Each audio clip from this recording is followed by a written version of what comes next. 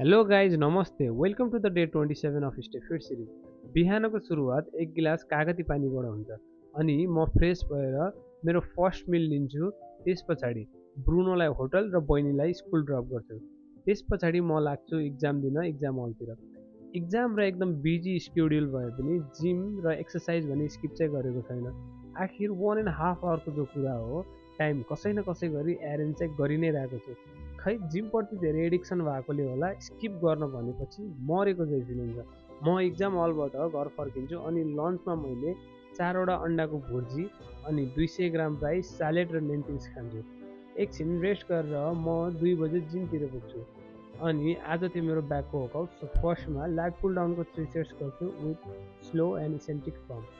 त्यस पछाडि rowing मेसिनमा mid ल्याटको लागि 3 सेट्स गर्छु अनि सिटेड रोको लागि 3 सेट्स गरे पछाडि रिभर्स पेक डेक फ्लाइको 4 सेट्स गर्छु। आजको मेरो वर्कआउट सकिन्छ। यो current body condition guys you can see day by day मेरो फिजिकमा इम्प्रुभ भएको हुँदा म आफूलाई प्राउड फिल गरिरहेको छु। यति हुँदै घर पुग्छु र पोस्ट मिलमा मैले 1 स्कुप वे कन्सन्ट्रेट अनि एउटा मिडियम एप्पल र कुकुम्बर खान्छु।